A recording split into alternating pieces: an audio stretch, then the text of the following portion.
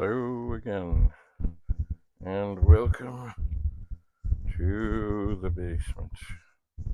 I'm thinking, as I do from time to time, that I do want to attempt to listen to a little Red Fox.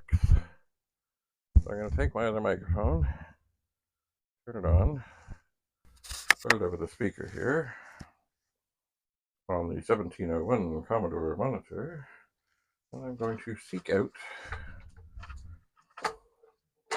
the connections that would allow me to do this.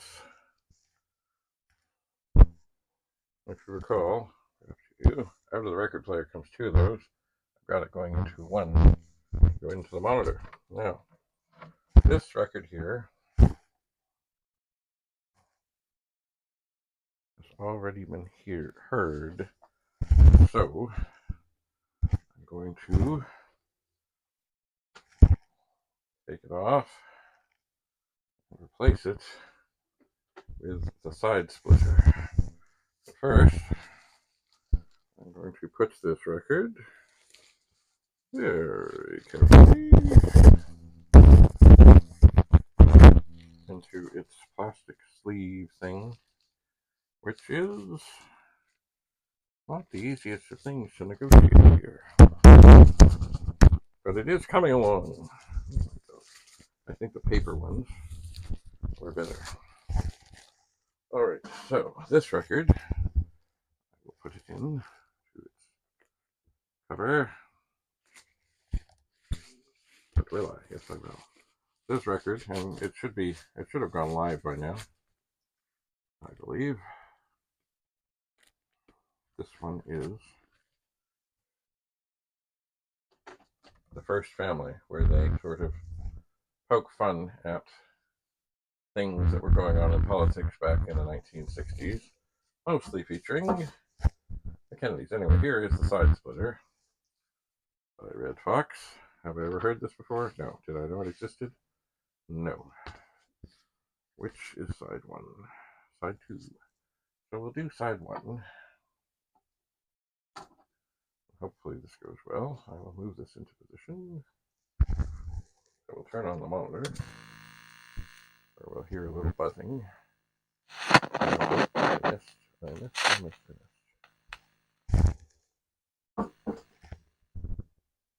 Alright, let's see what happens.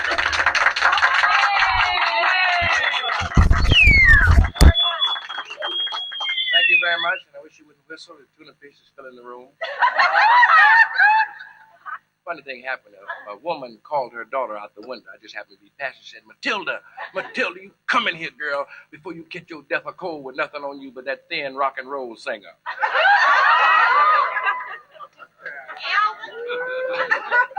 I worked in Las Vegas also while I was on my tour. Free stinking lousy job. But really, the club I worked at was a real exclusive place. Real exclusive. One of the chorus boys, in fact, was so exclusive. They had a 8-piece band in the men's room.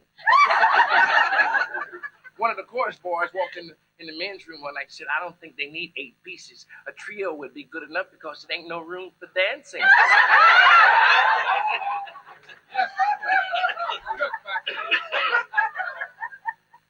But getting back on the current event type of subject, we don't have to worry. We can feel good. In case the Russians have any idea about invading Los Angeles, we don't have nothing to worry about here. Hell, ain't nowhere to park.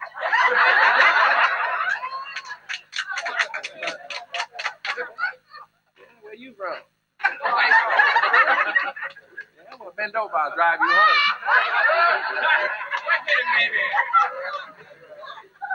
Seriously, I was in Great Falls, and one afternoon I was in a cafe having like a brunch or lunch. It was a little late, but it was for me. Well, anyway, this was an Indian fella. He walked in, and he ordered a ham sandwich, and the waiter brought the ham sandwich. The Indian took the top slice off and looked into it.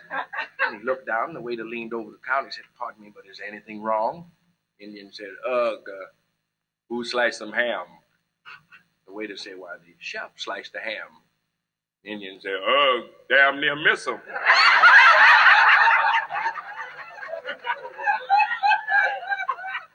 Sailor met a girl, you know, like they have those 10-cent taxi dance places all around the country. Well, a sailor met a pretty girl in one of those places. 10 cent a dance. It was in New York.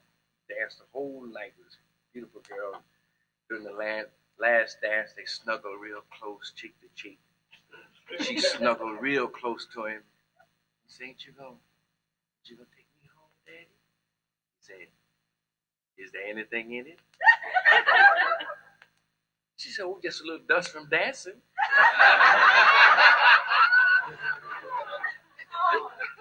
Reverend down south, he was getting on the way to his sermon. Walked up over the congregation. He said, you know, brothers and sisters, here in my congregation, there's a lot of brothers in the house this morning. Been messing around with the sisters. He said, and if every brother who's been messing around with the sisters don't put $5 in the collection, I'm going to call his name out.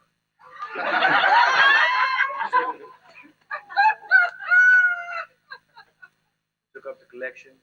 After a little singing and everything, they started counting. They found out the money was 75 $5 bills and 2 singles with a little note pinned on it saying, we'll bring the other 3 next Sunday.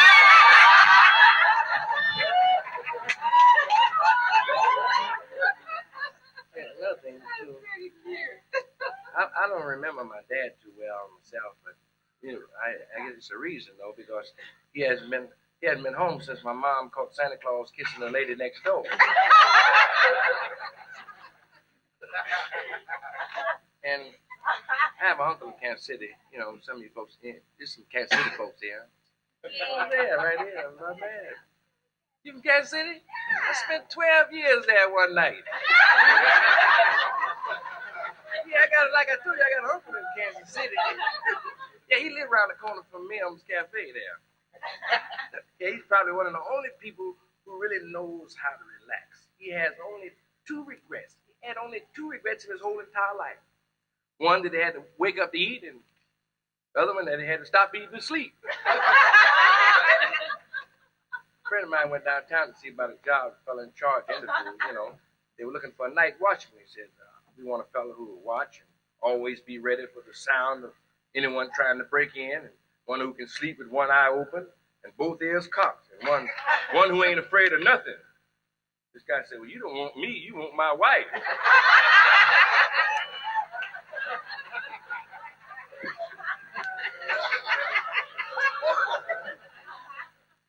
guy was driving with his wife in the back seat. When they were crossing the railroad track, cars started spun. It was around Slauson, you know, got stalled right on the track, and a train was coming. This guy's wife hollered, get on, man, move on, get on off. Move off the truck, don't fool around, get on it, move on up. This guy was driving all day, and his wife had been back there heckling him all day long. He said, look, I got my end across, now see what you can do with yours.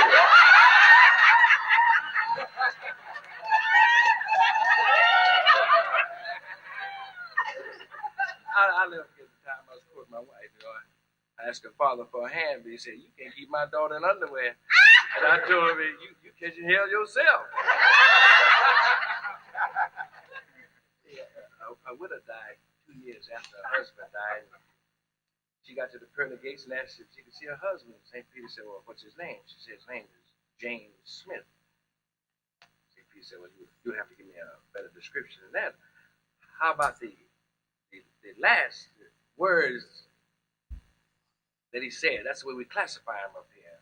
And this lady said, well, my husband said, if you ever waste any of my hard-earned money, if I die, I'll turn over in my grave. St. Peter said, yeah, we know him. You talking about old Spinning Smith.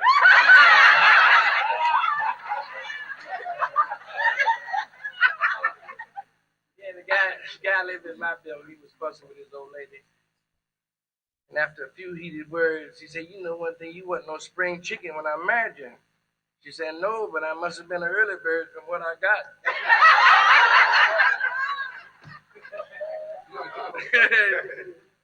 I like to talk about my wife's cooking. She cooked a day and met me at the door and said, Red, I cooked the two things I know how to cook best of all, meatloaf and blackberry cobbler. I went over to the stove. I said, well, which one is the meatloaf? Now, in Mexico, was an old widow lady, and she had two beautiful daughters. And they were in the yard making tacos and menudo, all that kind of stuff, that mashed up and beans.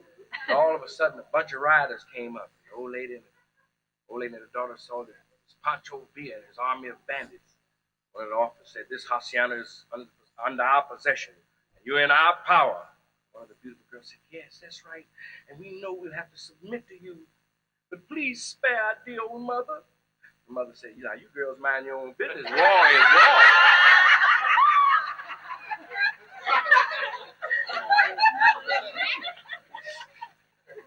This old lady from live over here near Hooper, right behind the gas station. And she went downtown the other day to get some men's shorts. And she walked into the counter and salesman asked her if she wanted the kind that's buttoned down or the other kind. She said, it really don't make no difference. It's for a corpse. And it was a fella in Baltimore. I went through Baltimore. I worked there at the comedy club about an hour and a half. And this fellow was in court. He was trying to defend himself on a rape charge. He said, look here, Judge, Your Honor. I just want to explain for myself because I don't have no money to get no. I don't want that. I just do. He said I wasn't even within a mile of the house that woman said she was raped. And besides, I didn't rape her. It was a sort of a mutual understanding. And anyway, Judge, that ain't the woman.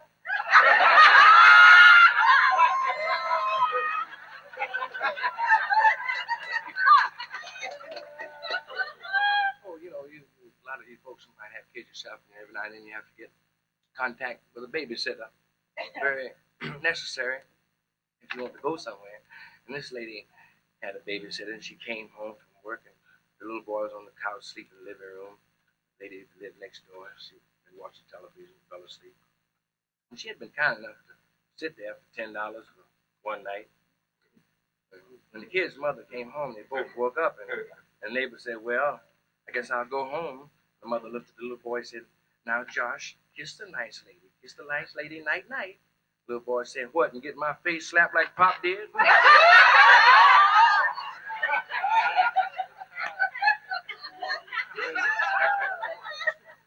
the guy was arguing with his old lady one time about being unfaithful. He said to her, look, I've been hearing that you've been going with almost every man in town. She said, well, hell, that ain't nothing to argue about. She said, you don't think I learned how to love like I do from correspondence school, do you?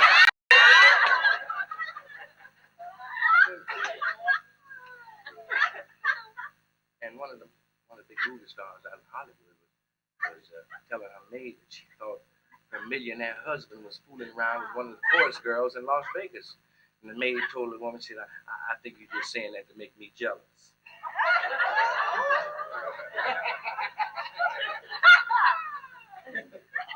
A botany teacher was having a class one morning, and the subject was sugar cane. She began to describe it. She said, all the kids, she said, the outside is covered with a hard, fiber-like substance, and the inside is filled with pith. Pith, that's the ingredients on the inside of sugar cane. She said to the little boy sitting in the back of the room, she said, you've heard of pith, haven't you, Johnny? She said, you've heard of pith? And Johnny said, yes, ma'am.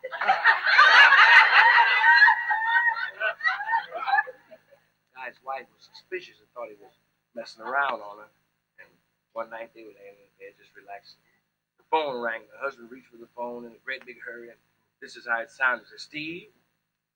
You are, Steve? Yes, I would, Steve. No, Steve. All right, Steve. Of course, Steve. Yeah, Steve. You know that, Steve. Sorry, Steve. Crazy, Steve. Okay, Steve. Well, so long, Steve. Then the husband hung up the phone, turned to his wife and said, baby, that was Steve.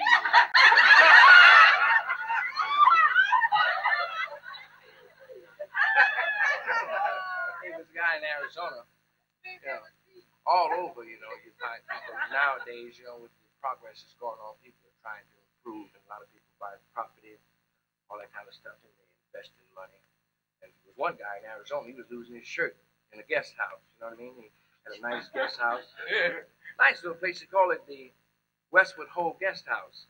But business was so bad, he decided to invest some money in a bus, so he could bring people down from the train station out to the guest house.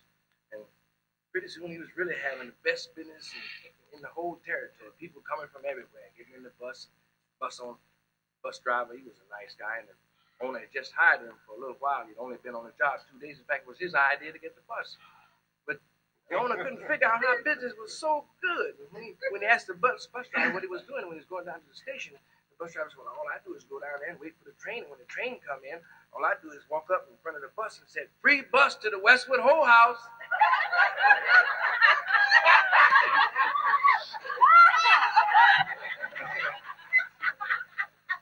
They put Florida checked out at the Dunbar Hotel over there on Central. When he got out of the railroad station, he discovered he left his umbrella in the room. So he called a cab, went back to the hotel because his umbrella was present from his wife. He got to the hotel, and he got to his room. He found out that it had already been rented. And just as he was about to put his hand on the door, he could hear a conversation going on inside the room. There was a man's voice that said, whose little eyelashes are those? The girl's voice said, yours. Said, and whose itty bitty cutie nose is that? She said, yours. Said, and whose little lips are those? She said, yours. This guy standing on our side said, look, when you get to the other umbrella, that's mine. I've only been back in town about 2-3 weeks, about 15 days, really. I like to be, as exact as possible. If I won't tell the truth, I've been here all the time. I've been away 90 days. I was doing 3 months. I asked my wife, I said, can you live off $25 a week? She said, yeah, but no longer. Maybe you heard about the old maid who died over in San Pedro. Her sister was also an old maid. In fact, her sister had a tombstone made for her sister that read, who says you can't take it with you? Speaking of old maids, during the war, an old maid sister, she said, as a soldier, a soldier at the door to see you with the purple heart on. Her sister said, hell, I don't care what color it is, send him in. No, but see, we have some friends here I invited down from Kansas City. Because I came through Kansas City during the blizzard. This last one they had a couple of months ago. I was in the midst of it. In fact, while I was in Kansas City, it was really cold. I saw a nearsighted hen sit on a snowball. Fella came home one night unexpected, he walked in the house. He just felt something was wrong when he walked. He didn't know for sure. He walked over to his dresser and pulled the top drawer out and pulled out one of those straight razors. And he got out a leather strop and started, honing, stropping it. He spit on it. And he just popping. And his old lady walked over. She said, what's the matter, darling? What you gonna do? He said, see them blue suede shoes under the bed? He said, if ain't nobody in them, I'm gonna shave.